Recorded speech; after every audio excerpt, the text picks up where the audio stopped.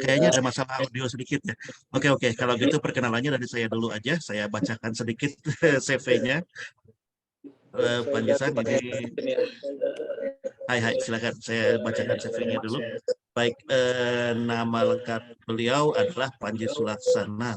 Lahir 27 Mei tahun 1988. Dan sekarang posisi beliau adalah sebagai Duty Manager for Cargo and Passenger Services di ANA Airlines, ANA. Beliau dulu itu educational background-nya untuk SD itu di Ciujung Elementary School, kemudian SMP-nya di Pasundan 6, SMP Pasundan 6, SMA-nya di Seman 10 gitu. Nah, kuliahnya di Universitas Widya Tama, di Pasundan jurusan komunikasi dan di Widya Tama jurusan bahasa Jepang. Wow, ini kuliahnya 2 tempat sekaligus, luar biasa sekali. Jadi secara apa namanya bisa dibilang beliau ini dai senpai Anda semua. Jadi tidak perlu terlalu sungkan atau ragu kalau nanti ada yang ingin ditanyakan atau sedikit dicurhatin juga ke Pak Panji ini. Silakan. Eh, Hari ini paparan beliau adalah mengenai kesempatan bekerja di bidang penerbangan. Jadi emang kuliah umum ini khususnya ditujukan untuk minasang semua atau Anda semua yang mungkin masih galau dengan masa depannya, nanti saya jadi apa, kerja di mana dan lain sebagainya. Jadi lulusan jurusan bahasa itu sesungguhnya bidang pekerjaannya atau mata pelajarannya tidak sempit, ada banyak kesempatan dimanapun, dan ini salah satunya kita adakan untuk sedikit membuka mata Anda di mana aja Anda nanti bisa berkarya atau bekerja. Baik, mungkin dari Panji Sang ada lagi yang mau ditambahkan dari perkenalan tadi atau mau langsung masuk ke materi aja? Terima kasih semuanya. Maaf tadi suaranya agak menggema karena ada dua. Masih menggaung. Masih gaung ya? Gimana nih? Iya. Gimana ya solusinya? Ini kayaknya saya dari tes. Iya, masih gaung ya. Mungkin di sebelah Pak Panji Sang ada yang sedang menyalakan laptop juga mungkin. Atau speakernya sebaiknya di mute langsung lewat earphone aja. Boleh.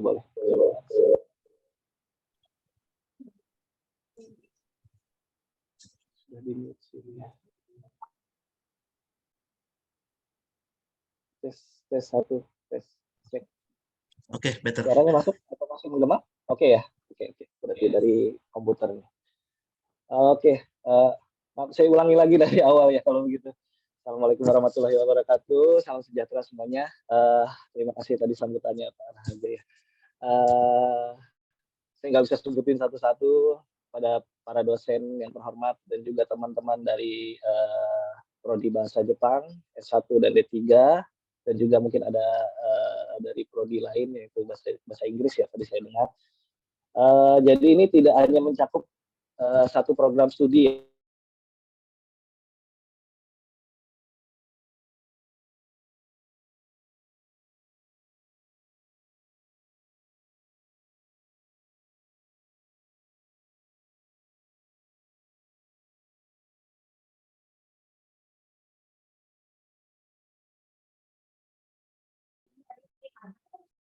Iya. Suaranya tetap Panji Sang, suaranya apa putus koneksinya gitu?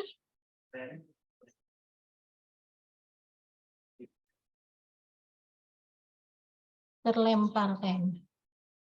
Mohon maaf, kayak putus. Ya. Ya, masuk lagi ya. Ya. Izin untuk share screen Panji ya, share screen apa namanya ada slide yang mau Panji share juga. Siap, silakan.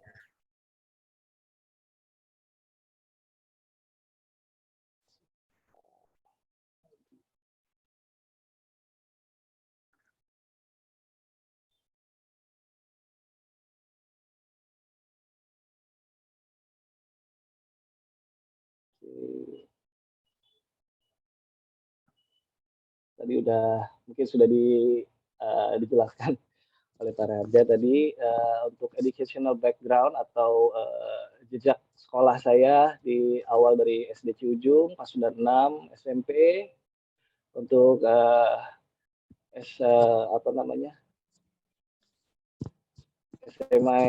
10, Pasundan University. Sebenarnya saya awalnya sebelum saya masuk Universitas Widyatama, saya di Universitas Pasundan dulu, ambil Jaktikom, hanya saja nggak selesai.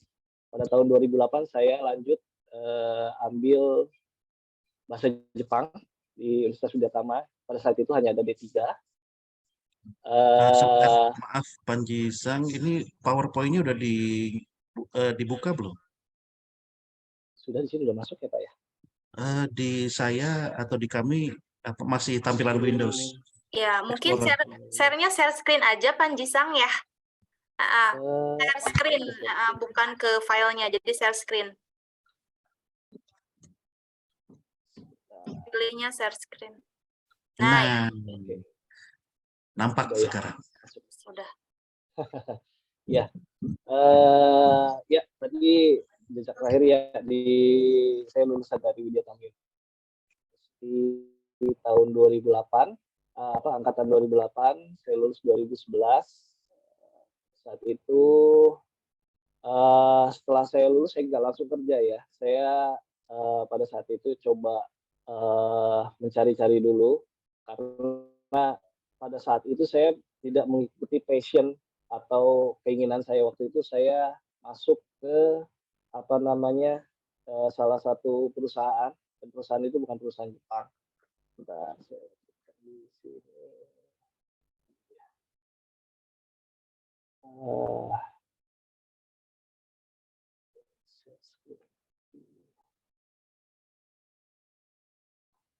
Maaf.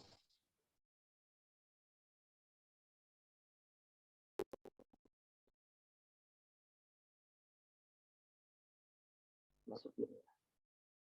Saya agak gaptek nih masalah yang soal Zoom ini. Ini sudah muncul Panji Sang, tinggal Ya? pindah aja ya. Kalau Pindah misalnya ini, emang ya kalau susah dalam Iya, mode dari full screen panitia aja atau dibantu. dari sini aja. Oke, udah pindah ya belum? Masih sama ya PowerPoint-nya? Masih ya belum berubah, belum mengganti slide. Atau mungkin Panji Sang bisa kirim ke WA, nanti kita yang hostnya yang ini, yang menampilkan PowerPoint-nya. Nah, ini baru ganti slide. Agak lama mungkin karena internet saya ini agak lambat ya. Oke. Iya, kelihatannya. Nggak apa-apa, santai aja, pelan-pelan aja, Panji Sang. Pindah soalnya. Oke, dia delay. Oke, saya lanjut aja deh langsung ya. Pada saat lulus tahun 2011, saya bekerja di salah satu perusahaan yaitu PT Indonesia Tunai. Boleh lah. Sintetik. Pada saat itu saya masih sebagai trainee dan juga sebagai translator di situ. Dikarenakan situasi dan kondisi pada saat itu saya bekerja di bagian chemical dan tiap hari saya harus menggunakan masker, jadi saya tidak lama bekerja di sana selama 3 bulan. Dan pada saat itu saya dapat chance atau opportunity untuk bekerja di bidang lain, yaitu bidang aviasi. Pada saat itu ada lowongan kerjaan di PT Jasa Angkasa Semesta, yaitu PT JAS. Itu tahun 2011 akhir Desember. Saya masuk PT JAS sebagai interpreter. Sebelumnya saya sebagai translator, yaitu penerjemah lisan, dan saya setelah pindah ke PT Jasa Angkasa Semesta itu sebagai interpreter atau penerjemah secara langsung atau secara lisan.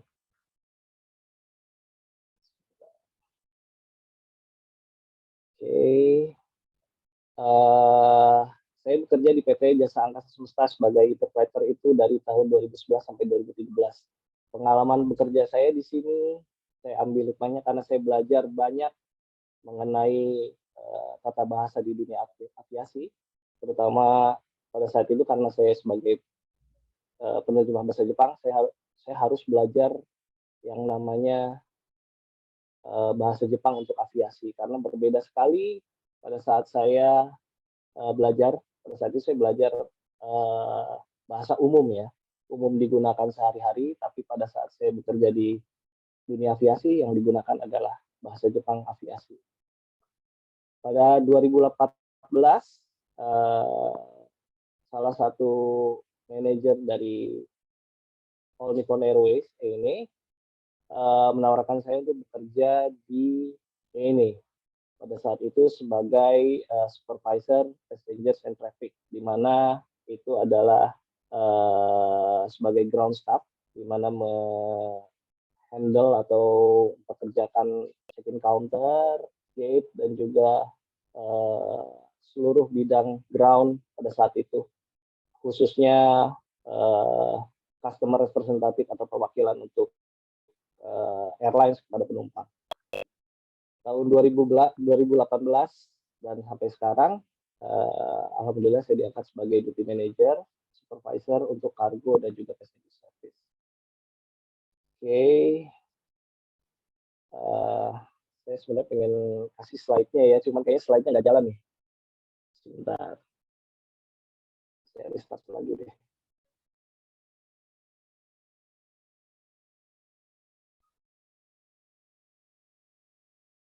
Oke, kayaknya udah jalan.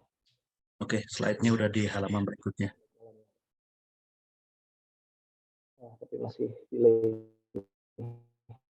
belum masuk ke.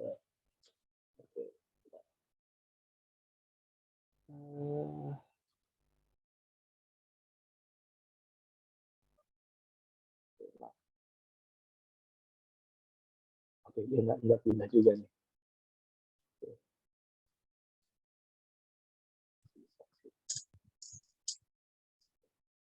Berat ya Panji-san? Kayaknya sih berat ya, saya pakai ini. Hai. Kalau saya bisa WhatsApp aja kali ya untuk ininya. Ya, dikirim ke WhatsApp, nanti mungkin kita aja yang tampilkan slide-nya. Oke. Mudah-mudahan internet kita memang lebih kuat. Waktunya agak terbuang. Sebentar. Jadi agak.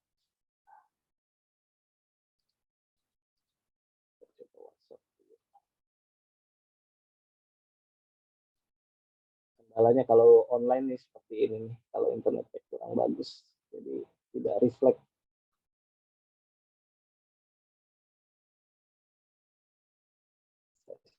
Terlalu besar nih seperti.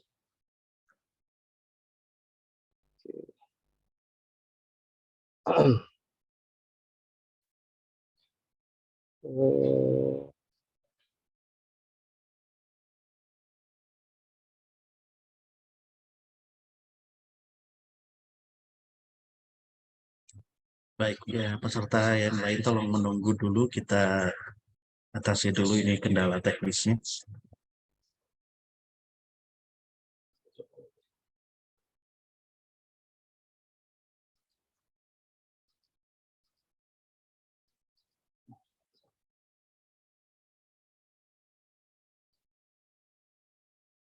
Oke.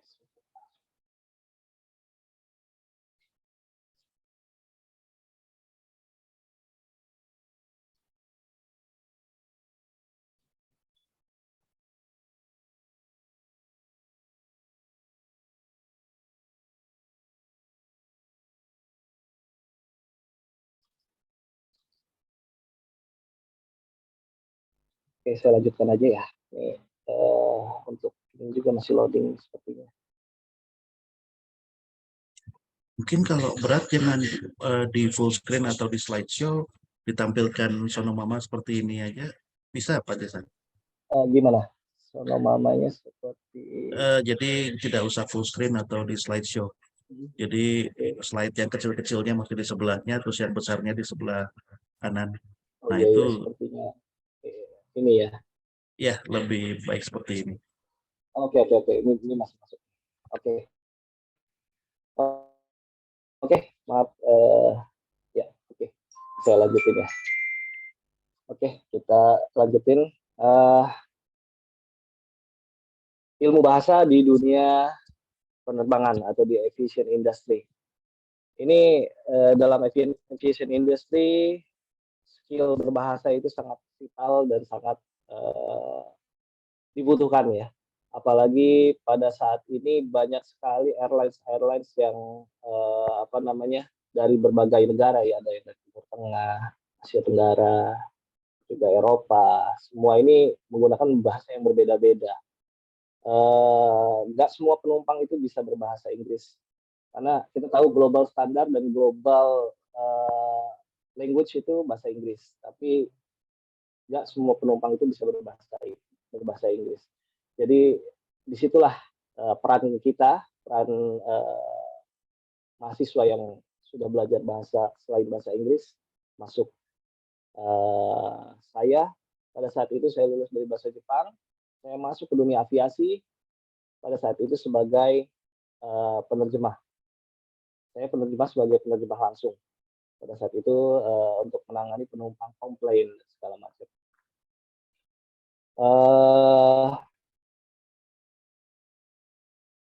Saya kasih beberapa poin, yaitu ada 5 poin di sini.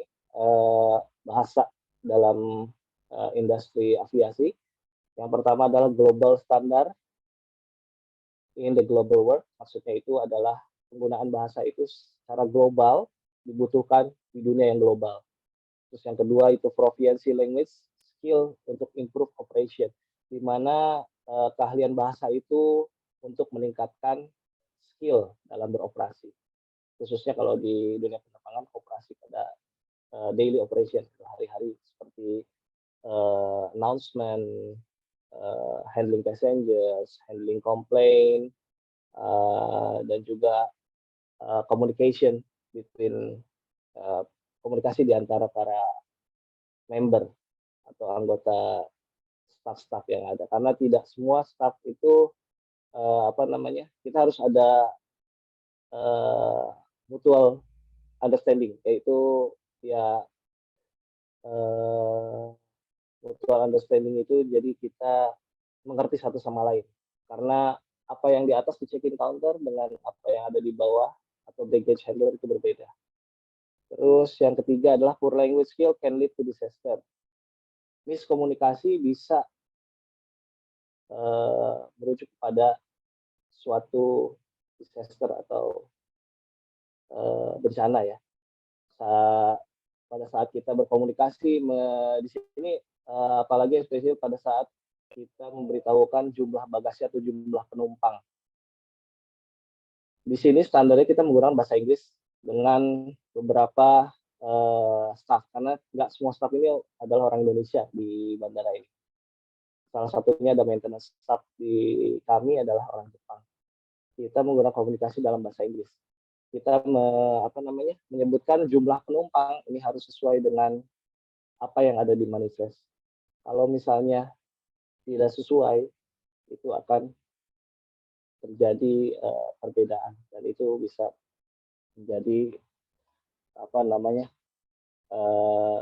satu kategori di mana itu pesawat dinyatakan tidak aman atau tidak safe untuk berangkat.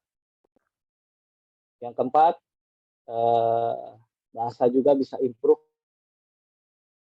flight customer service, di mana bagaimana cara kita menyampaikan bahasa kita menyampaikan kepada penumpang itu berpengaruh terhadap customer service. Yang terakhir adalah skill bahasa itu sangat berpengaruh, apalagi pada saat kalian melakukan decision maker. Karena apa yang kita terima, informasi apa yang kita terima dari seperti misalkan pilot atau pada saat ini ATC atau tower, itu yang disampaikan harus sama. Kalau tidak sama, kita diarahkan, misalnya kita lagi di atas pesawat, kita diarahkan untuk landing di satu tempat, tapi kita terima sinyalnya atau bahasa yang kita tidak mengerti dan kita sampaikan salah, nah itu bisa berakibat fatal. Itu 5 peran penting bahasa dalam industri aviasi. Selanjutnya, ya, language in aviation industry. Ini masih sama dengan yang sebelumnya. Betapa pentingnya bahasa, especially bahasa Inggris dan Jepang, ya, yaitu mengirimkan informasi atau message kepada penumpang, entah itu dalam bentuk informasi secara langsung atau dalam bentuk announcement di gate mungkin. Clarification on uncertainty itu adalah mengklarifikasi informasi yang sebelumnya tidak jelas menjadi jelas. Pada contohnya pada saat pesawat mengalami delay atau cancel, informasi yang dijelaskan harus secara jelas. Apalagi padahalnya ini airlines adalah airlines Jepang. Informasi yang disampaikan harus secara terus-menerus. Biasanya kalau delay kita ini menginformasikan setiap 5 menit, itu menginformasikan penyebabnya apa. Delay ini penyebabnya misalnya sebagai contoh departure preparation ataukah ada maintenance, itu harus diinformasikan secara berkala pada penumpang.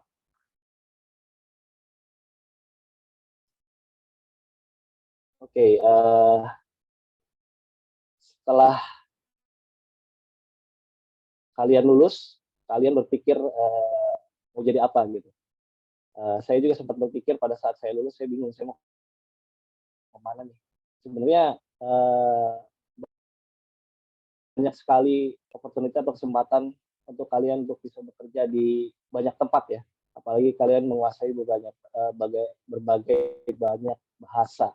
Bisa entah itu menjadi pengajar di LPK mungkin seperti teman-teman saya nih, alumni-alumni yang angkatan saya ada beberapa senpai-senpai juga yang bekerja di LPK sebagai pengajar, ada juga sebagai translator, interpreter. Ini perbedaan antara translator dan interpreter mungkin sudah tahu ya. Translator itu biasanya secara tulisan, email atau segala macam. Kalau interpreter itu secara langsung, biasanya staff interpreter di kedutaan biasanya yang menjelaskan budaya atau segala macam, budaya Indonesia, budaya Jepang, segala macam itu biasanya interpreter yang secara langsung, di mana mereka harus mengerti area yang mereka jelaskan. Saya juga sekarang ini interpreter secara langsung di bidang penerbangan. Jadi saya harus mengerti apa itu bagasi, bahasa Jepang bagasi, bahasa Jepang kelebihan bagasi, itu harus tahu. Dan saat itu saya memang belajar sendiri kata-kata yang baru. Menurut saya itu bahasa yang baru di dunia penerbangan. Yang ketiga itu announcer. Announcer itu ini agak kecil gambarnya. Di sebelah kiri ini ada rekan-rekan saya berdua ini, mereka adalah announcer di gate. Selain di gate, mereka announce juga di cabin pesawat, multi language ya, nggak hanya bahasa Jepang, mereka juga announce dalam bahasa Inggris dan bahasa Indonesia. Apa yang mereka announce? Yang mereka announce adalah pre-boarding, boarding, dan juga delay announcement, irregularity announcement, cancellation announcement, banyak sekali. Yang keempat ini ATC. ATC adalah air traffic control. Mungkin ini bahasanya masih baru di telinga kalian. Air traffic control itu yang lebih singkatnya itu yang mengarahkan pesawat pada tempatnya. Jadi sebenarnya tukang parkir lah, kalau di tempat umumnya ini adalah tukang parkirnya pesawat. Jadi mereka yang mengarahkan pesawat harus kemana, landing di gate mana, kondisi cuaca dan kondisi runway seperti apa, itulah mereka yang menjelaskan. Itu juga memerlukan bahasa juga ya, ketepatan. Baik. Pilot juga sama. Pilot ini mereka harus bisa multi language. Selain bahasa Inggris, itu pesawat-pesawat luar ya, dia harus bisa bahasa Inggris dan bahasa local language-nya dia. Cabin crew sama juga, cabin crew mungkin ada yang kita sebut sebagai cabin crew. Cabin crew juga nggak hanya menguasai satu bahasa, tapi lebih dari satu bahasa. Karena mereka harus menjelaskan juga menginformasikan announcement di dalam cabin segala macam. Dan banyak lagi. Itulah apa namanya. Jadi jangan apa namanya, takut kita mau jadi apa gitu setelah lulus dari program studi bahasa. Karena banyak sekali opportunity dan chance yang bisa kalian dapat, apalagi di dunia penerbangan aviasi. Mungkin sampai sini ada yang mau ditanyakan, teman-teman? Baik, silakan Minasang. Tadi sudah dengar paparannya dari Bang Gisang. Kalau ada yang mau ditanya, mungkin masih ada yang cemas nanti udah lulus mau jadi apa dan lain sebagainya, atau mau minta tips and tricks juga dari Bang Gisang ini, silakan. Pertanyaan boleh disampaikan di sini dengan Anda menyalakan kamera dan langsung diucapkan secara lisan, atau boleh juga disampaikan lewat chat. Silakan, ditunggu pertanyaan dan tanggapannya.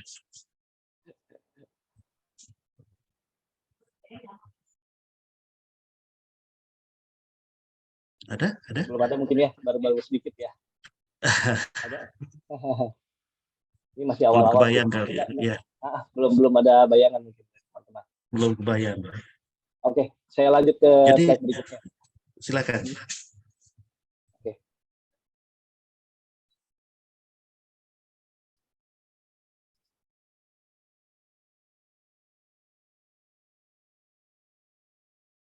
Oke, saya juga memperkenalkan nih salah satu senpai kalian atau kakak kelas kalian juga. Namanya Adrian Iriana. Pribadi dia sekarang bekerja sebagai Nihongo staff atau salah satu interpreter untuk kami. Dia sekarang bekerja di PT Jasa Angkasa Semesta. Ini dulu perusahaan saya sebelum saya pindah ke ANA. Dia lulusan Widya Tama D3 Bahasa Jepang tahun 2011. Mungkin masih ada yang ingat. Saya juga mungkin ada yang ingat untuk Adrian ya. Ini salah satu tugas dari teman kita, Adrian, sebagai interpretation. Jadi mereka ada sebagai jembatan komunikasi antara staff atau airlines pada penumpang. Sebagai contoh, misalkan ada beberapa penumpang yang kalau di area kita di check-in counter itu nggak hanya berkendala di bahasa ya, maksudnya perbedaan bahasa atau gap dalam bahasa, tapi juga masalah dokumentasi. Entah itu adalah dokumentasi visa, kalau sekarang nih pada saat COVID ada vaksin segala macam. Nah, kadang-kadang penumpang itu tidak mengerti apa yang disampaikan dalam bahasa Inggris. Nah, di saat itu Adrian Senpai atau Adrian Sang sebagai Nihongo staff yang menjelaskan atau sebagai jembatan penjelas antara kami staff airlines yang tidak bisa berbahasa Jepang. Dia sebagai jembatan untuk menjelaskan kepada penumpang. Dan yang sebelumnya tidak clear menjadi clear. Itu adalah salah satu tugas dari Adrian Sang atau sebagai interpreter. Yang kedua, tugas Adrian Sang adalah sebagai announcer. Announcer setelah yang sebelumnya saya jelaskan, itu dia mengirimkan update informasi kepada penumpang mengenai boarding schedule, informasi keterlambatan, informasi keadaan pesawat, dan juga informasi tentang bandara. Yang terakhir adalah decision maker. Decision maker, kenapa saya sebut decision maker? Karena dia juga yang bertanggung jawab untuk pada saat menentukan pilihan atau menentukan pilihan. Pada saat dia mendapatkan informasi misalnya dari imigrasi Jepang, contohnya bahwa nih penumpang tidak bisa masuk ke Jepang dikarenakan salah satu dokumen mereka tidak lengkap atau segala macam. Dia pun yang akan menyampaikan kepada kami, karena dalam percakapan telepon atau untuk memastikan dokumen, kami suka berkomunikasi dengan imigrasi di Jepang, dan imigrasi di Jepang bukan rata-rata ya, ketika kita menyampaikan dengan bahasa Inggris, kadang tidak tersampaikan ya, informasinya itu berbeda dengan jawabannya. Jadi kami butuh interpreter untuk menjelaskan atau mendapatkan informasi melalui telepon dengan bahasa Jepang. Oke. Terus selanjutnya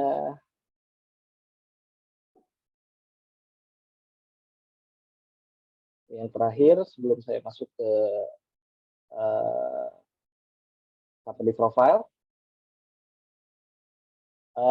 untuk teman-teman yang saat ini masih belajar, mungkin kalau setelah lulus jangan sampai terjebak. Jadi apa yang kamu mau, jangan menjadi apa yang orang mau. Maksudnya jangan menjadi seseorang. Jadi jadilah diri kamu sendiri. Karena kalau kamu bekerja tidak mengikuti passion kamu tidak akan betah di satu perusahaan. Jadi bekerjalah mengikuti passion kamu. Kalau kamu suka bahasa Jepang, bekerjalah di perusahaan Jepang atau yang bahasa kamu berguna pada saat itu, dan juga ilmu kamu juga berguna. Kalau kamu mungkin teman-teman di sini ada yang suka anime atau suka nonton anime, bisa jadi penerjemah mungkin sebagai pembuat subtitle, atau mungkin juga ya animator juga mungkin. Jadi ikutilah passion kamu, dan juga berpikir menurut apa yang kamu rasa itu terbaik, kamu ikuti. Bekerjalah mengikuti passion. Terus pada saat bekerja, kalau kamu menerima tekanan, jadikan tekanan itu adalah motivasi kamu sendiri. Jadi biasakan jangan setelah kamu dapat tekanan kamu merasa jatuh atau takut. Enggak, karena tekanan itu pasti ada di setiap kamu bekerja dimanapun, itu pasti ada tekanan. Karena wajar, hal yang wajar itu tekanan. Jadi jangan buat tekanan itu jadi beban pikiran kamu. Itu harus jadi motivasi untuk kamu meraih sesuatu yang lebih tinggi. Jangan berpikir juga kamu harus bisa lebih baik dari orang lain, tapi kamu harus berkembang dari diri kamu sendiri. Itu aja. Ini adalah saran dari saya sendiri. Karena saya yang merasakan juga pada saat saya bekerja pertama kali, banyak sekali tekanan dari sana, tekanan dari sini. Karena dunia pekerjaan berbeda dengan pada saat kuliah ya. Karena teman-teman itu benar-benar teman-teman. Tapi kalau pada saat kamu terjun di dunia kerjaan, atau especially di penerbangan, tekanannya itu lebih besar. Seperti itu kawan-kawan.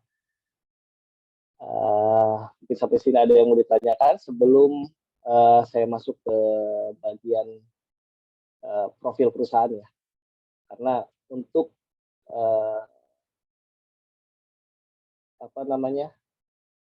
ilmu bahasa saya jelaskan di sebelumnya, dan untuk next slide-nya saya akan menjelaskan tentang profil perusahaan. Ada yang mau ditanyakan mungkin sampai sini? Atau ada yang Bisa, kurang ada jelas? yang mau tanya? Atau mau disimpan nanti aja sesudah paparannya selesai?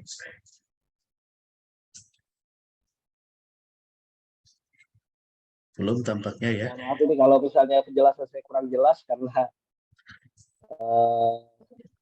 slide-nya saya nggak bisa dibuka secara full nih. Dan juga mungkin ini video tidak bisa saya share kalau misalnya ada delay seperti ini, mungkin videonya juga akan delay nih. Ya, minasan buat yang tadi penjelasannya ada yang kurang jelas karena kendala teknis dan lain sebagainya, ada yang perlu sedikit diulang penjelasannya, silakan kalau ada yang mau tanya. Tadi quote-nya sangat bagus sekali, Panjisang. Bekerjalah sesuai dengan passion ya. Ya, jadi biar ini ya, biar kita enjoy gitu ya menjalani pekerjaan kita begitu ya, Panjisang. Dan jadikanlah tekanan sebagai apa tadi ya? Sebagai motivasi ya. Motivasi Jadi, kamu untuk lebih baik lagi. Oke ya, begitu. Karena, Jadi jangan ya, jadikan nggak selalu sebagai beban ya. Nah, itu baik sekali nih Minasang. Jadi bisa sebagai apa ya? Acuan juga buat Minasang bahwa ya dunia bekerja itu memang banyak sekali tekanannya ya, dan kita harus kuat survive ya, struggle gitu.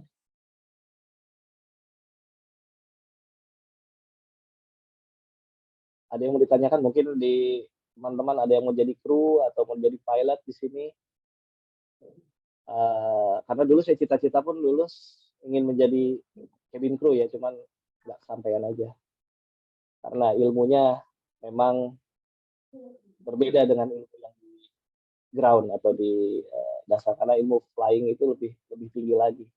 Kita harus belajar customer service yang lebih dalam lagi.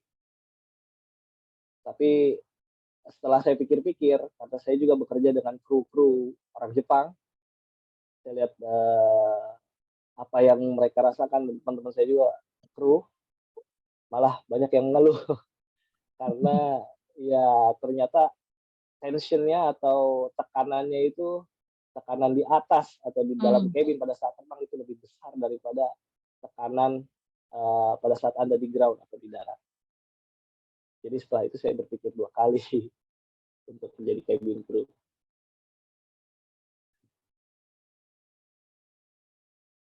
Ada? Atau mau saya lanjutkan lagi? Kelihatannya belum ada ya, dilanjutkan saja, Panjisang. Oke, saya lanjutkan ke slide berikutnya. Oke.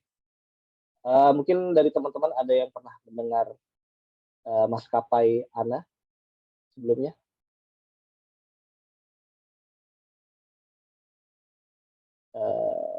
Karena dulu pertama kali saya join pekerjaan, join dengan sebelumnya bukan dengan ANA ya, sebelumnya saya bekerja di PT Jasa Angkasa Semesta, tapi untuk representatif atau perwakilan untuk maskapai ANA.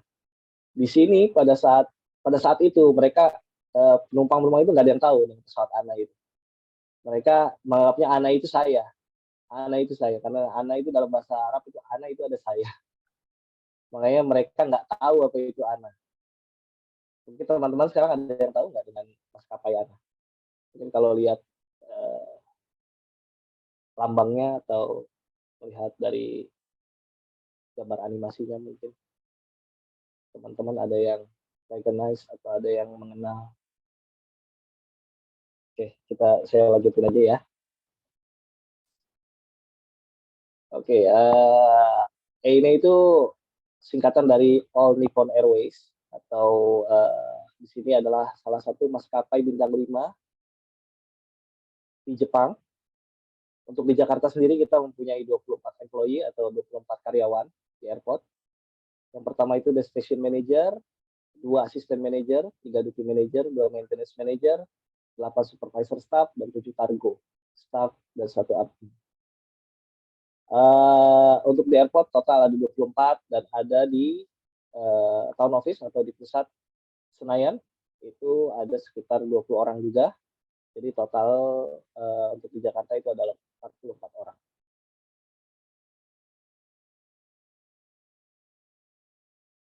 Eh,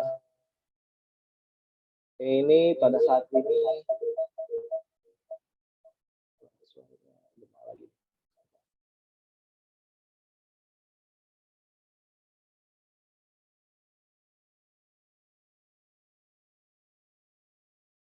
teman-teman,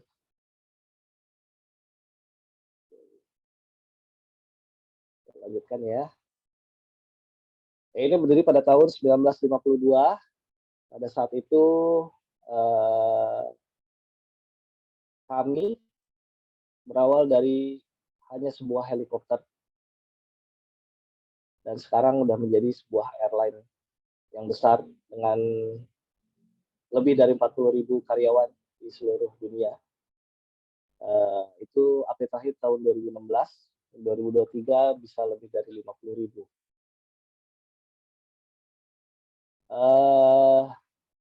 Sejarahnya ini itu adalah pesawat, maksudnya helikopter kargo yang hanya memuat kargo dan bukan penumpang. Dari 28 karyawan dan juga mimpi untuk terbang. Dua letter code ini itu adalah NH. Mungkin kalian tahu NH itu dua letter code sebelum angka itu adalah nomor penerbangan. Tapi NH itu stands untuk Nippon Helicopter karena kita berawal dari dua helikopter. 1952 All Nippon itu didirikan hanya dengan 28 penumpang, 28 karyawan, dan pada saat itu kami hanya membawa pesawat kargo atau barang kargo saja, bukan penumpang. Dan sekarang kita sudah memiliki lebih dari 200 pesawat terbang, which is Boeing, Airbus, dan juga karyawan lebih dari 40.000.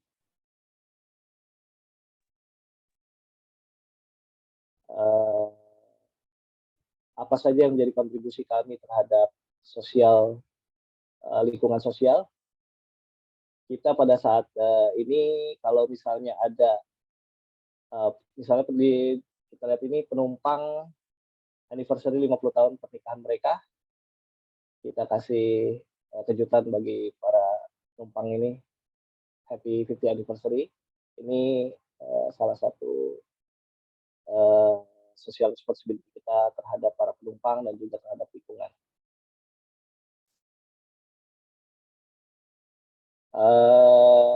Ini salah satu kegiatan kami juga ketika ada staff atau karyawan baru, kita akan melakukan yang namanya visit aircraft atau kita ada kunjungan pesawat. Sebenarnya tidak hanya untuk staff ya. Terakhir tahun 2018 belum adanya COVID, kita mengundang anak-anak SD untuk visit aircraft di bandara ya. Jadi mengenal seat dan juga peralatan-peralatan yang di pesawat, toilet, head track atau kabin pesawat, kokpit, semua kita jelaskan di sini untuk ilmu pengetahuan mereka pada suatu saat mereka menjadi penumpang atau menjadi kru atau menjadi pilot, mereka tahu istilahnya.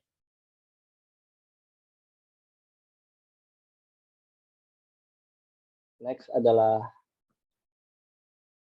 catering hygiene check.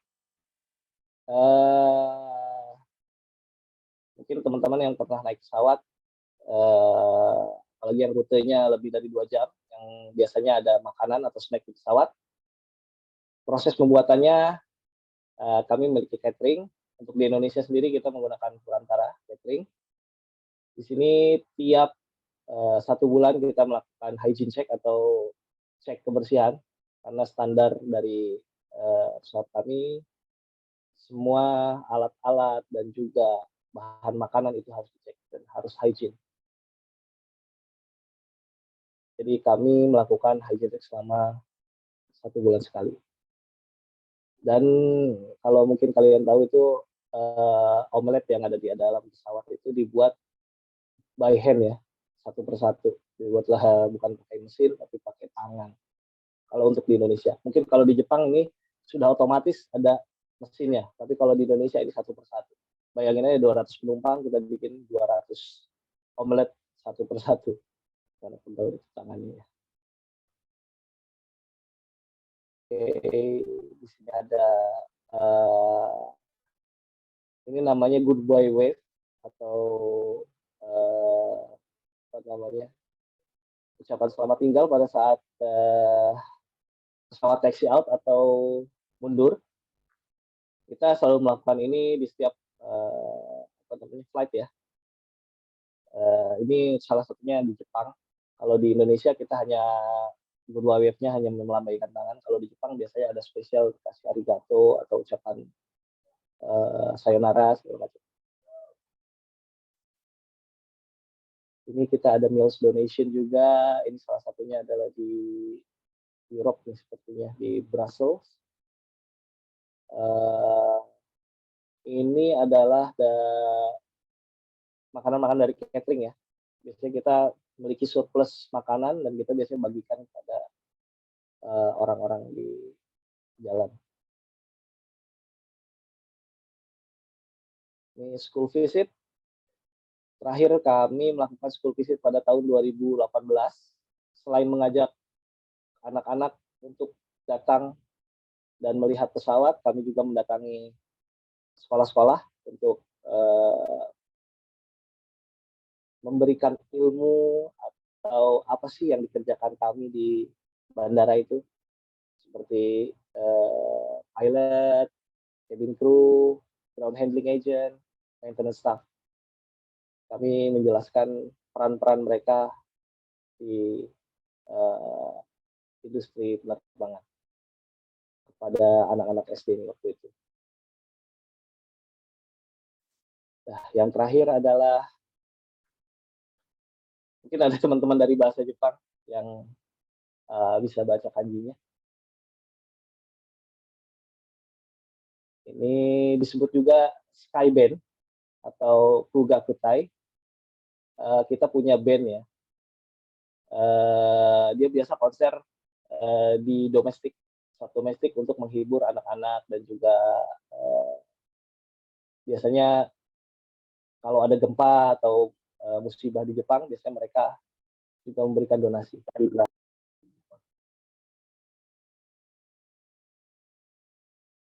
Ya, itu yang terakhir dari saya.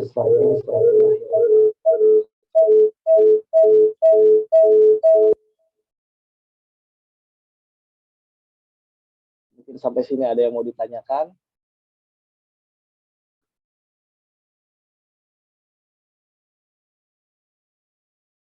Jadi teman-teman Sudah sampai di slide terakhir nih ya, Panjisan. ya.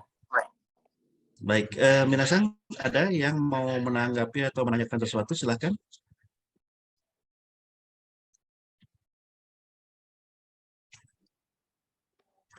Dari saya ada, tapi ingin dari mahasiswa dulu, mahasiswa yang bertanya nanti dapat nilai A ya.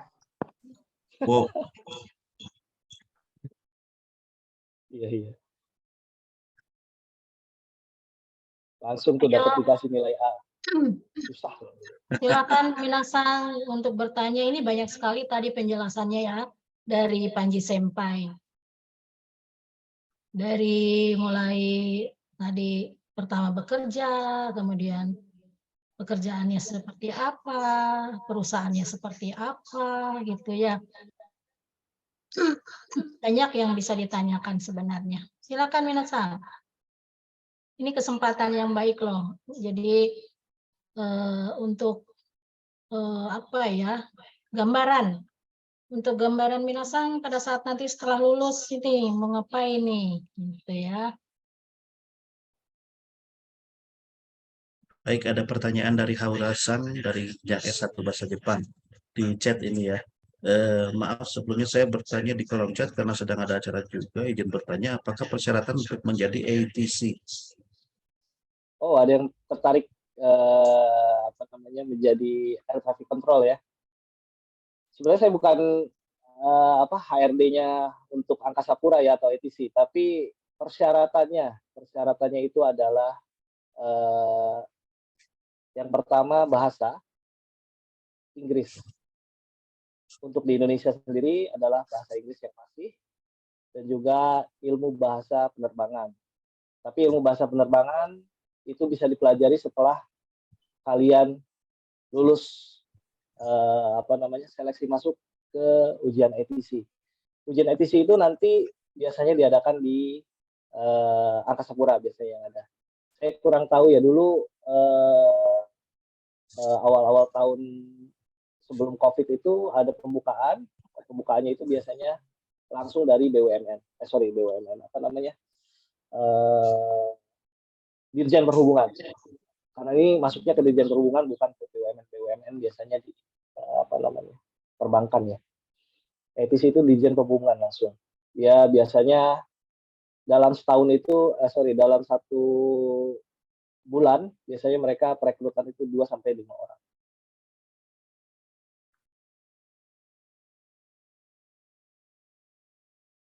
Mungkin ada yang ditanyakan lagi? Atau penjelasan saya sudah jelas? Aurasan, jawaban tadi sudah jelas belum?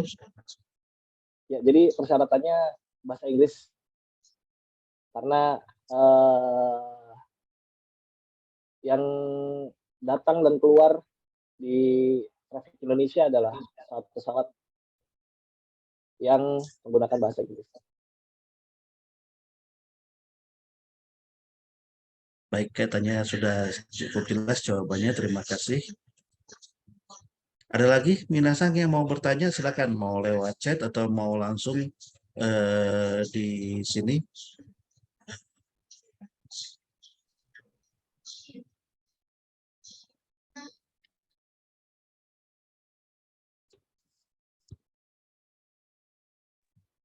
Yang dapat nilai A baru Haura saja ya. Ada Bowo. Bowo mau bertanya? Mas, izin mau bertanya. Cuma tadi saya emang kurang merhatiin, soalnya lagi di kantor juga sih, sambil kerja. Panjisang, kalau misalnya kita umurnya udah lumayan tua nih, mau kerja di kayak maskapai kayak gitu, itu masih memungkinkan atau enggak sih? Masalah umur ya. Saya langsung jawab ya. Umur ya. Untuk fresh graduate agak sulit mungkin teman. Mas Prabowo Sang ya. Untuk fresh graduate nomor 2 sulit. Kalau misalnya udah ada experience, mungkin dia pernah bekerja di perusahaan Jepang atau sebagai yang punya experience lah. Kalau yang punya experience itu masih bisa untuk bekerja. 35 tahun ke atas masih bisa. Tapi jenjang levelnya itu bukanlah staf biasa ya. Itu biasanya levelnya level manager. Kalau misalnya pengalamannya bekerja di LPK kayak gitu gimana? Bisa. LPK berarti dia ada basic untuk bahasa Jepang ya, dan customer service dan pengajar, itu bisa. Tapi kalau di perusahaan kami sebenarnya tidak diwajibkan bahasa Jepang. Bahasa Jepang bukanlah syarat untuk masuk ke pesawat ke perusahaan ini ya. Pada saat itu saya masuk sebagai interpreter itu di PT Jasa Angkasa Swasta. Saya masuk ke ini itu sebagai supervisor. Di sini customer representatif, dan di sini Daitai kita pakainya English sebagai bahasa ibunya, karena staff kita juga yang di sini orang Jepangnya bisa berbahasa Inggris. Jadi untuk bahasa Jepang itu kita mungkin sehari-hari bercanda dengan mereka ya, dengan manajer atau apa, kita pakai bahasa Jepang. Tapi kadang-kadang teman-teman kami yang nggak bisa bahasa Jepang itu nggak ngerti, jadi kasihan juga. Kadang-kadang suka nggak enak. Wakarimashita. Arigatou gozaimashita. Baik, terima kasih pertanyaannya. Ada pertanyaan lagi. Pak Hardi, ada yang lagi. ketahuan ingin pindah dari mana tuh? Dari OHM-nya nih. Ya, mungkin mengharapkan gaji yang lebih besar. Nanya aja Sensei, nanya aja. Oke, ada pertanyaan berikutnya. Ada Ahmad Hafiz Anwar Sang dari Bahasa Jepang S1. Izin bertanya, apakah sertifikat TOEFL atau JLPT dibutuhkan untuk melamar kerja sebagai interpreter di ANA? Terima kasih. Oh, ini sebelumnya ada pertanyaan yang sebelumnya nih dari oh ya dari Liza ya tadi. Oh hilang. Kok hilang? Oh ini dari Liza ya, baru masuk juga. Oh itu yang bawahnya ya. Oke. Di bawahnya ya. Syarat sertifikat. Oke. Atau JLPT dibutuhkan melamar kerja sebagai interpreter. Oke. Sebenarnya untuk melamar pekerjaan di ini itu tidak ada persyaratan TOEFL atau JLPT karena waktu saat saya masuk ke ini itu karena saya ada pengalaman di dunia penerbangan sebelumnya sebagai interpreter di PT Jasa Angkasa Semesta, jadi saya tidak menggunakan TOEFL atau JLPT. Tapi pada saat saya masuk di PT Jasa Angkasa Semesta itu, mereka lihat dari apa namanya lulusannya ya, dari lulusannya bahasa Jepang, terus dengan GPT berapa itu menjadi juga satu apa namanya tolak ukur. Tapi untuk JLPT pada saat itu saya hanya memberikan sertifikat N3. N3 pada saat itu ya. Kalau N3 sekarang itu udah berbeda dengan N3 yang lama. Karena sekarang udah ada N5. Kalau dulu N3-nya levelnya mungkin lebih mudah lagi. Pada saat saya itu 2011-2012 itu saya menggunakan sertifikat JLPT N3. Untuk TOEFL saya pakai yang dari kampus. Tapi saya nggak sertakan karena pada saat saya melamar itu saya hanya memberikan apa namanya skripsi bukan skripsi apa namanya lulusan saya dari Widya Tama dan juga GPT atau IPK saya dan sertifikat salah satunya ya Noryokusike N3. Jadi kalau untuk di ANA sebenarnya persyaratannya karena karyawan-karyawan sekarang itu diambilnya dari orang-orang yang udah punya pengalaman di bidang penerbangan. Itu aja.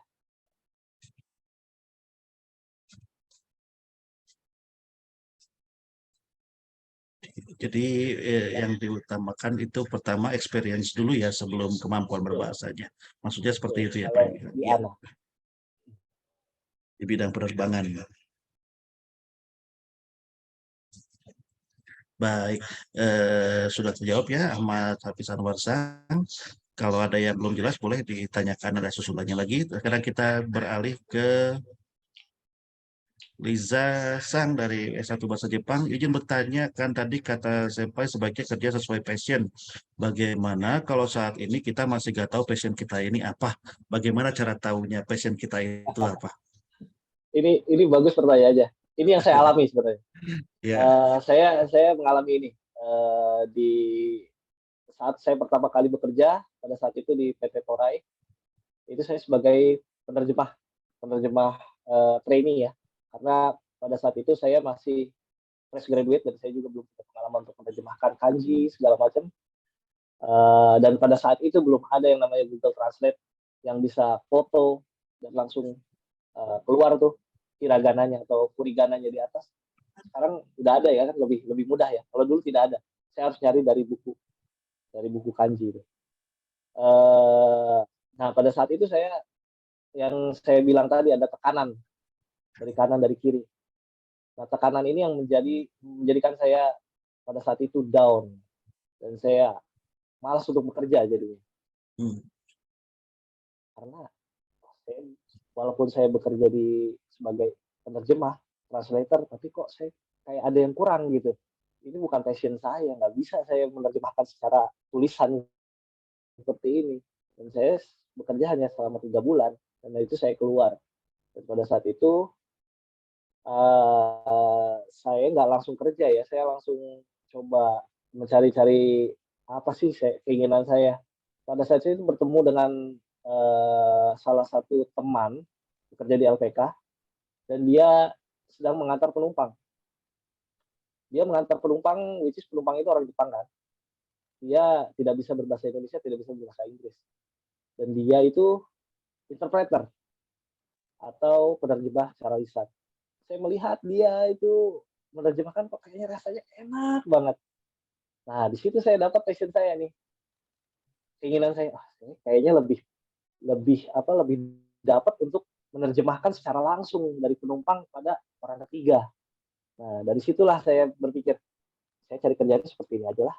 Saya kayaknya nggak bisa saya sebagai translator karena kanji saya juga ada limitasi, ada batasan. Ilmu tulisan saya ada batasan. Jadi saya lebih ke Kaiwa. Jadi pada saat itu saya lihat ada chance di PT Jasa Angkasa Semesta untuk menjadi interpreter, dan saya coba masukin di situ. Alhamdulillah saya dipanggil melalui beberapa tes pada saat itu, 3 kali tes berbahasa. Walaupun mereka nggak ada yang bisa bahasa Jepang, tapi saya disuruh berbicara dengan bahasa Jepang walaupun mereka nggak ngerti ya. Saya bilang, wah kamu kayak ini ya, sinetron Jepang kan. Dari situ ke tahap kedua, ada user, which is usernya pada saat itu adalah manajernya All Nippon, manajernya Ana. Langsung saya dites di situ, mereka cocok, langsung saya bekerja di lapangan. Dan saya cocok di situ. Karena saya bertemu banyak orang, saya belajar dari banyak orang, saya mempelajari banyak karakter penumpang yang tipikalnya pemarah, penumpang yang tipikalnya baik, atau penumpang yang di depannya baik, tapi pada saat sudah berangkat dia email, komplain. Nah itu kita belajar banyak dari situ. Jadi saya menemukan passion saya pada saat itu. Pada saat saya melihat teman saya itu, senpai saya di LPK, dia sedang mengantar penumpang, dia menerjemahkan secara lisan. Nah, mungkin itu dari diri kita ada satu getaran gitu. Wah, kayaknya saya kerja di sini deh. Mungkin Liza juga kalau misalnya belum tahu mau kemana gitu. Mungkin Liza passionnya di dunia perhotelan. Di perhotelan juga jangan dipikir nggak ada bahasa ya. Karena hotel sekarang banyak tamunya dari berbagai macam negara, apalagi dari Jepang. Itu banyak sekali tamu dari Jepang. Kita sebagai perwakilan hotel tersebut, ya kita sebagai interpreter untuk menjelaskan ya sebagai jembatan komunikasi antara hotel dan juga penumpang Jepang itu mungkin dari saya. Itu saat-saat saya menemukan passion saya untuk bekerja di perusahaan saya sekarang. Baik, terima kasih Pak Anjisan untuk berbagi pengalamannya juga untuk penjelasan. Mungkin saya ingin menambahkan sedikit untuk yang masih bingung passionnya sebenarnya terletak di bidang apa. Kalau dulu saya pernah diajarkan juga mengenai passion ini, pernah sih ada semacam seorang motivator gitu yang bilang, gimana sih cara tahu passion kita? Saya akan berbagi sedikit. Jadi ada beberapa pertanyaan yang harus dijawab. Pertanyaan nomor 1, apa pekerjaan atau aktivitas yang Anda suka sekali kerjakan dan Anda kerjakan tiap hari tanpa bosan? Tanpa bosan. Dan saking sukanya Anda dengan aktivitas ini, walaupun terasa sulit, Anda tetap enjoy mengerjakannya. Itu pertanyaan nomor 1. Nah, kalau di pertanyaan nomor 1 ini ditanyakan, kebanyakan orang jawabnya tidur. Gitu. Kebanyakan orang jawabnya tidur. Tapi belum selesai. Ada pertanyaan nomor 2. Nah, pekerjaan yang tadi di nomor 1, dari semua yang pernah Anda kerjakan di nomor 1, mana yang karena Anda sudah sering sekali kerjakan yang membuat Anda jadi jago ngerjainnya yang ini? Kalau Anda tidur, saking seringnya tidur, Anda jadi jago, bisa tidur dimanapun, dalam posisi apapun, di alas seperti apapun. Nah, itu menjawab pertanyaan nomor 2. Jadi, saking Anda seringnya kerjakan, Anda jadi jago, bahkan nggak ada yang bisa ngalahkan Anda dalam bidang ini. Itu pertanyaan nomor 2. Terus pertanyaan nomor 3, kalau pengen tahu apakah benar tadi yang Anda kerjakan itu adalah passion, adalah apakah setiap kali Anda mengerjakan hal tersebut, sesudah Anda selesai, ada yang muji hasil kerja Anda. Karena saking bagusnya, saking jagonya, dan saking tidak ada yang mengalahkannya, bahkan sampai ada yang mau ngebayar Anda untuk melakukan hal tersebut. Gitu. Jadi kalau Anda sesuatu yang sangat disuka, saking jagonya bisa sampai dibayar orang, sebenarnya kita bisa bilang itu salah satu ciri khas dari passion gitu. Ada orang yang passionnya menggambar, ada orang yang passionnya membaca, ada orang yang passionnya menerjemahkan, ada orang yang passionnya olahraga. Semua itu dilakukan setiap hari tanpa bosan karena dia enjoy dan karena dia jago dan karena ada yang bayar dia untuk itu. Gitu. Ada yang passionnya traveling, ada yang passionnya mungkin mengajar, dia enjoy ngajar, wah ngajar enak ya, nah seperti itu. Terus ada juga mungkin ada orang yang passionnya apa bikin video, nah seperti itu. Nah cara tahunya tadi tiga itu, Anda suka, Anda jago, dan Anda sampai ada yang mau bayar kayak gitu, karena Anda saking jagonya dan saking sukanya. Itu kalau mau cari passion. Nah, sekarang udah tadi nih anak-anak S1 dulu yang nanya nih. Anak D3-nya mana nih? Ntar diomelin sama Bu Aan loh. Ayo, ayo dimarahin Bu Aan. Nah, Nah, ini ada muncul di Yusi tiga. dari D3. Luar biasa sekali. Oke, Anda semua selamat dari kemarahannya Bu Aan. Saya dari Yusi dulu ya. Izin bertanya bagaimana cara Senpai untuk menghadapi tekanan dalam dunia pekerjaan. Ya ini pertanyaan juga bagus sekali. Ini butuh tips dan trik juga kayaknya ya untuk menghadapi tekanan. Gimana itu, Senpai Panji? Ya. Tadi ada dua pertanyaan ya, sama ya. Tekanan yang bawah juga tekanan. Oke. Ya, Oke. Untuk menghadapi tekanan. Ini dari yang awal itu bekerja sesuai passion, benar kan? Bekerja sesuai passion itu adalah keinginan kita, tapi pada saat kita bekerja sesuai passion kita, tapi apa yang dikatakan oleh atasan kita, mungkin tekanan bisa dari atasan atau tekanan bisa dari tekan kita sendiri. Jadi kita ini walaupun kita sudah kerja sangat maksimal, pasalnya itu kita udah kerja dengan maksimal, tapi ada aja yang tekanan sana sini seperti dari atasan atau dari teman kita sendiri. Tipikal orang itu berbeda-beda ya. Kalau saya semenjak saya terjun ke dunia penerbangan, tekanan saya bukan lagi dari atasan atau dari teman. Tekanan saya adalah dari penumpang. Saya takut dapat komplain atau saya takut dimarahi penumpang pada saat pesawat cancel atau pesawat delay. Karena menurut saya tekanan terbesar adalah tidak bisa memberikan suatu servis terbaik kepada penumpang. Itu tekanan yang saya rasakan pada saat ini. Cara menghadapinya adalah improvisasi diri sendiri. Apa sih yang kurang? Apa yang kalian dinilai kurang pada saat itu? Apakah mungkin kita harus belajar lebih maksimal atau kita harus membuat sebuah countermeasure atau agar tidak melakukan hal yang sama, kita harus ada countermeasure atau cara mengatasinya. Jadi tekanan itu banyak terjadi dari satu kesalahan. Nah, dari kesalahan itu kita belajar dan cara mengkoreksinya kita belajar juga. Nah, dari situ lambat laun tekanan itu akan hilang.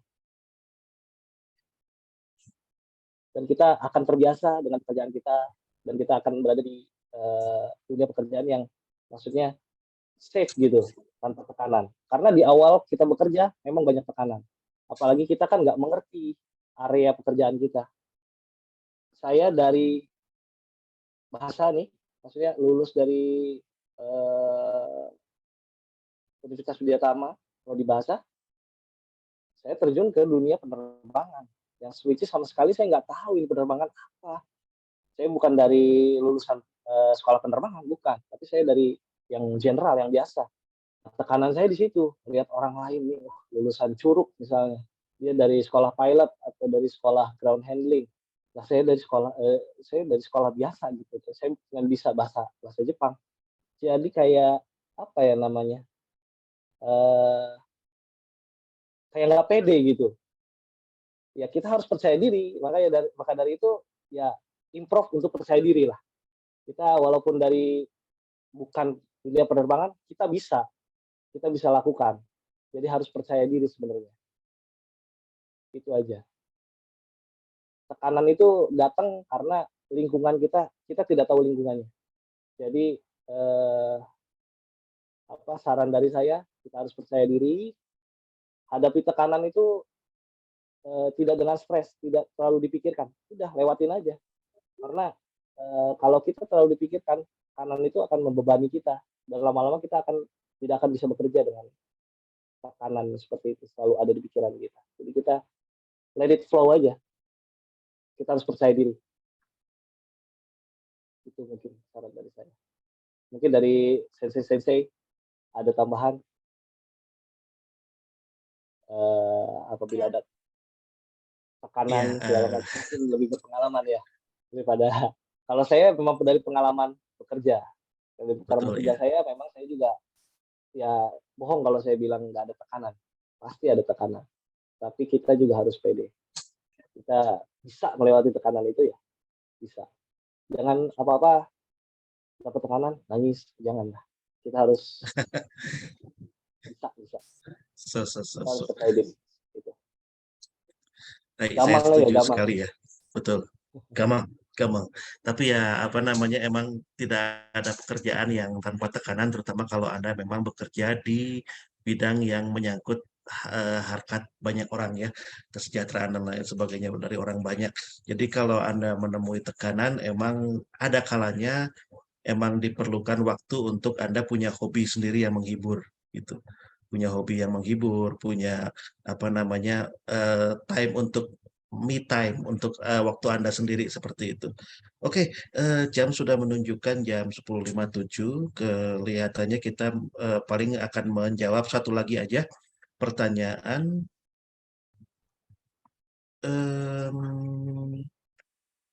Apakah ada dari prodi bahasa bahasa Inggris yang mau bertanya? Itu Pak sudah ada dari bahasa Inggris Pak, baik Haki atau siapa tuh? Siapa? Baikal. Oh, Baikal ya. Dari Baikal S1 bahasa Inggris. Saya ingin bertanya, kalau tidak mengikuti organisasi di kampus, apakah akan berpengaruh pada saat kita cari kerja pas lulus nanti? Nah, ini silakan mungkin Panjisan dulu, apakah aktif juga pas waktu di Widyatama? Menurut saya tidak sama sekali ya. Kalau ikut ataupun tidak ikut organisasi, menurut saya tidak terlalu berpengaruh karena pada saat kita terjun di dunia pekerjaan itu berbeda dengan terjun di organisasi. Di organisasi yang saya rasakan adalah teman-teman yang solid ya, karena kita semua belajar di tempat yang sama, lulus juga akan sama, kita setara. Tapi pada saat di dunia pekerjaan semua orang berbeda. Mereka punya kepentingannya masing-masing. Jadi menurut saya tidak. Walaupun saya sebelumnya memang ikut organisasi juga, tapi saya menurut saya nggak. Jadi tidak ada implikasinya secara langsung waktu melamar kerja atau bahkan bekerja, apakah aktif di organisasi ataupun tidak gitu maksudnya Panjisan ya? Iya. Baik. Semoga jawabannya dari Kang Panji ini memuaskan. Untuk baik, pertanyaan yang lain. Terima kasih. Pak Hardi dan Panjisang memang bisanya sampai jam 11 ya. Itu kasihan, ternyata Panjisang banyak diburu pertanyaan nih. Mungkin betul. Kita kasih 10 menit lagi aja ya. Baik, kalau begitu. Ya, kita bergerak ke pertanyaan juga belum berikutnya. Sebentar Pak, ada satu lagi dari D3 nih, biar nggak diomelin sama buaan. Ini soalnya Assalamualaikum, pembicaranya kan saya alumni D3 ini, masa D3 nggak muncul? oh saya Torik Akbar Satari dari Bahasa Jepang D3, izin bertanya. Saya sering dengar pada saat melamar pekerjaan membutuhkan pengalaman kerja.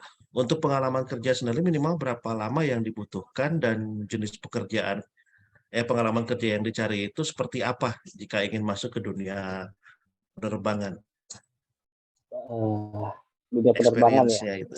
Iya. Oke. Sebenarnya nggak harus ada experience di dalam dunia penerbangan. Fresh graduate juga welcome ya. Cuman pada saat ada compare atau perbandingan di saat bersamaan, misalkan kita melamar untuk posisi manajer, pada saat itu ada 5 pelamar. 5 pelamar ini, 2 pelamar itu sudah memiliki pengalaman di bidang penerbangan sebelumnya.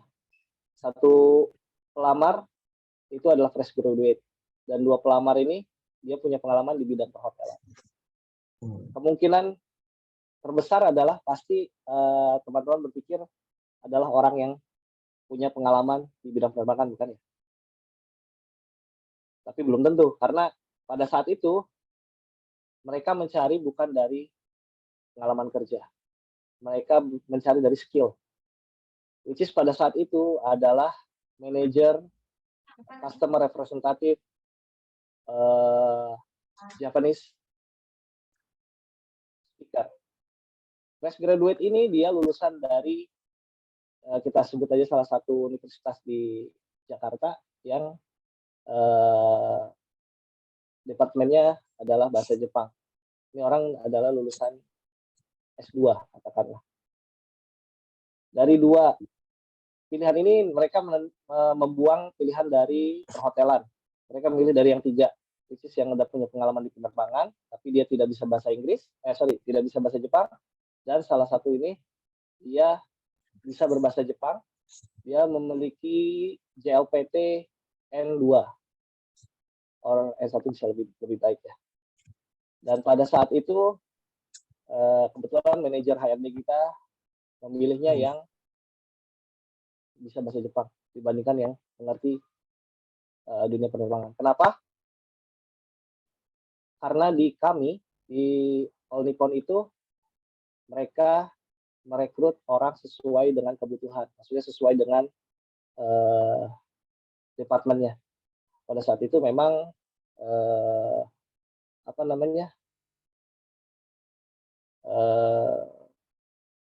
kangkainya dengan bahasa ya, which is dibutuhkannya yang bisa berbahasa Jepang, walaupun dia tidak ada pengalaman sama sekali di dunia penerbangan. Karena kita ada training itu trainingnya dikhususkan untuk ya di dunia penerbangan. Jadi yang berpengalaman pun akan ditrainingkan lagi, which is mereka ya sudah ada pengalaman di penerbangan, trainingkan lagi. Tapi kalau untuk yang bahasa Jepang ini memang ada trainingnya lagi. Jadi jangan berpikir semua yang melamar itu harus ada pengalaman kerja, enggak juga. Tapi berdasarkan apa yang dibutuhkan. Itu.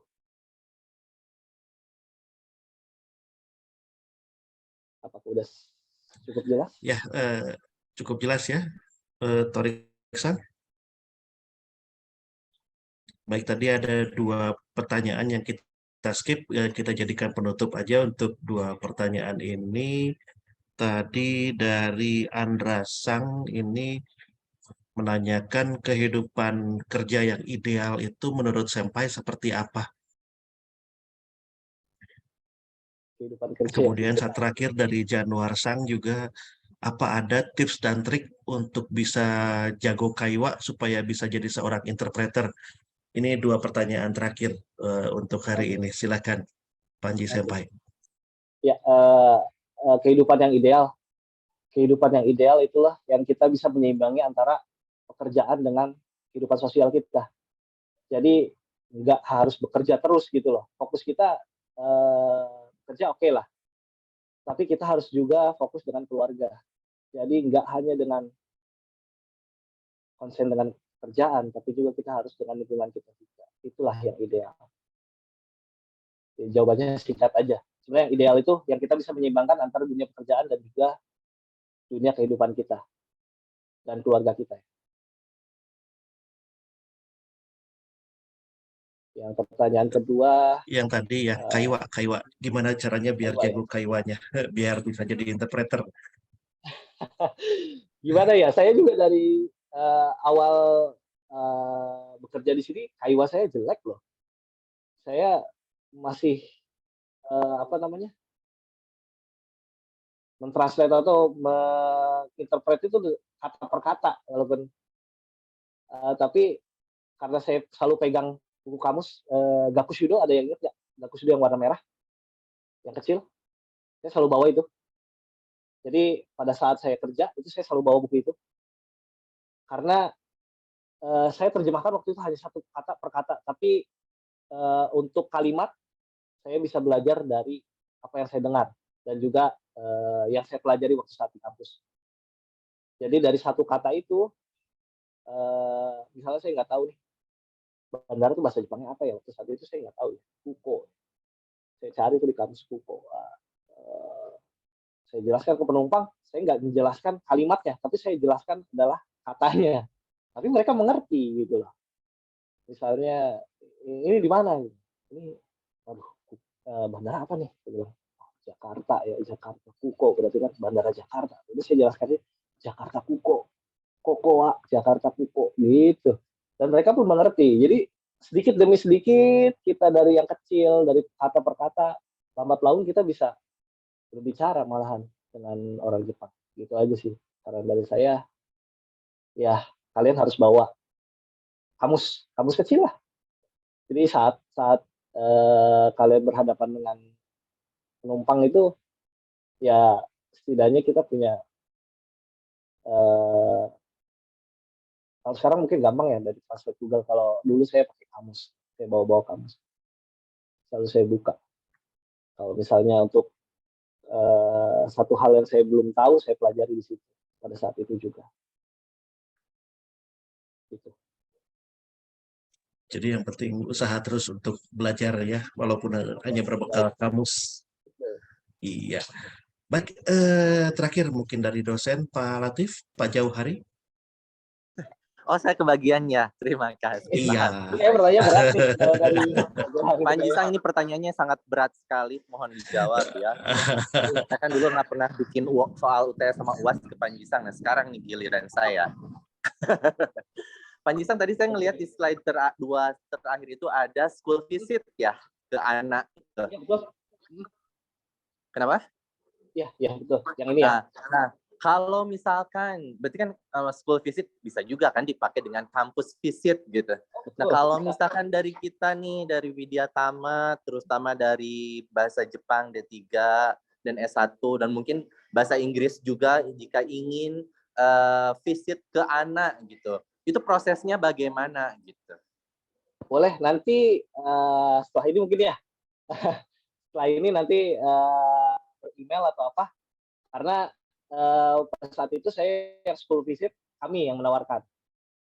Karena kita ada kegiatan yang namanya CSR atau Customer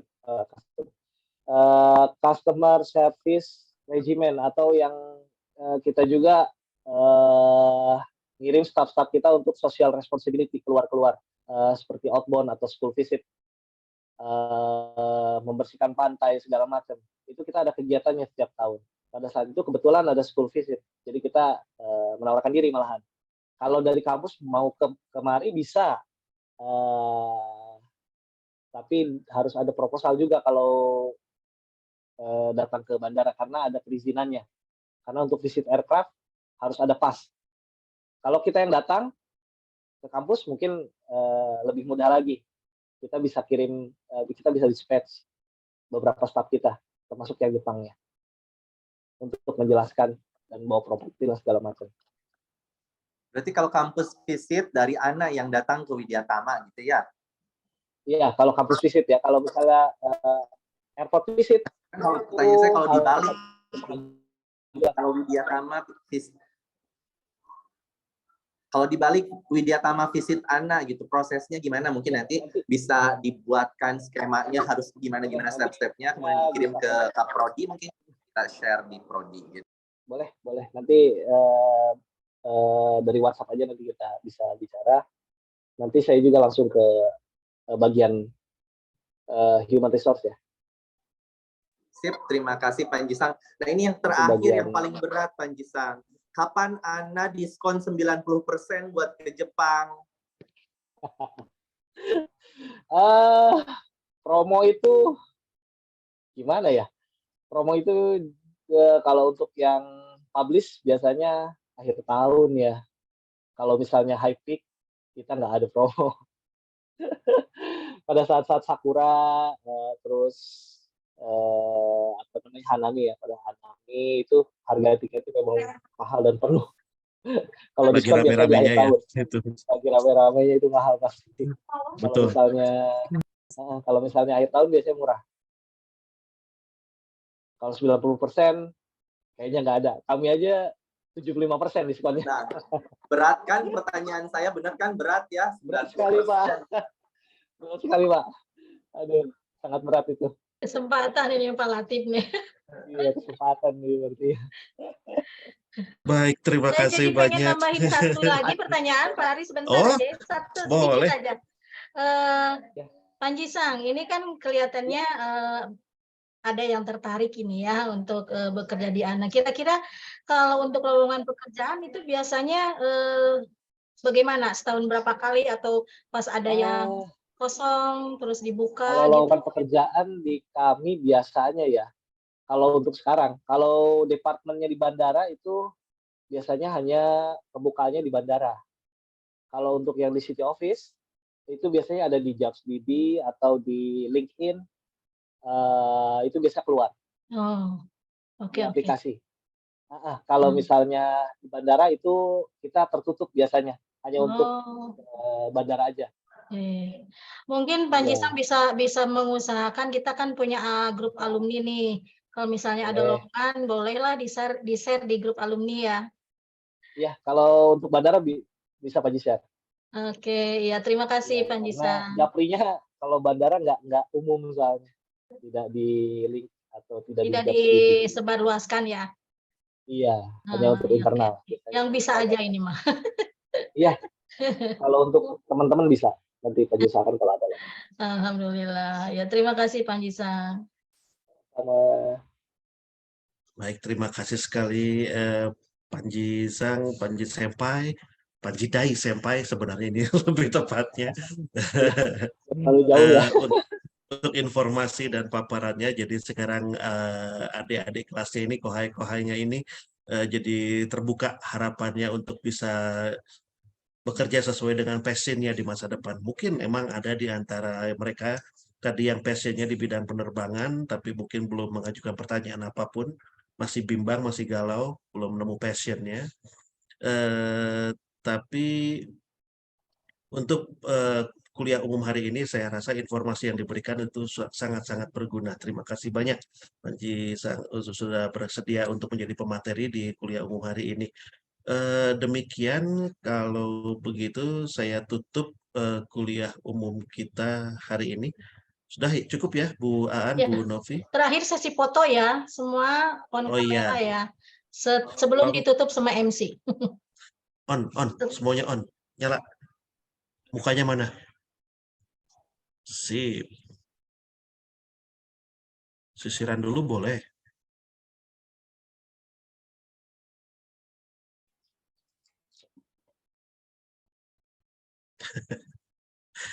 Oke, ada yang mukanya hanya terlihat separuh, ada yang hanya bayang-bayang saja. Saya bagus nggak Pak Hardi terlihat nih? Keren Pak. Ya, entah apa latar belakangnya itu di belakangnya Pak Latif. Baik, siapa ini hostnya tadi?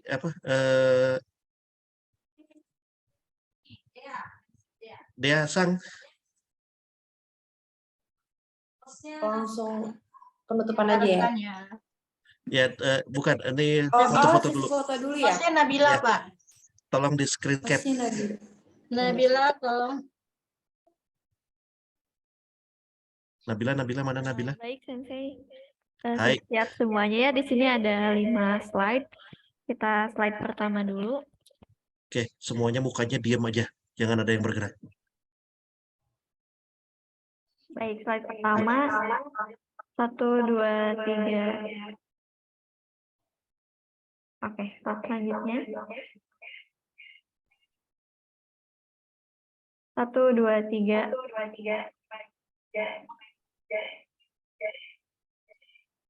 Selanjutnya. 1, 2, 3.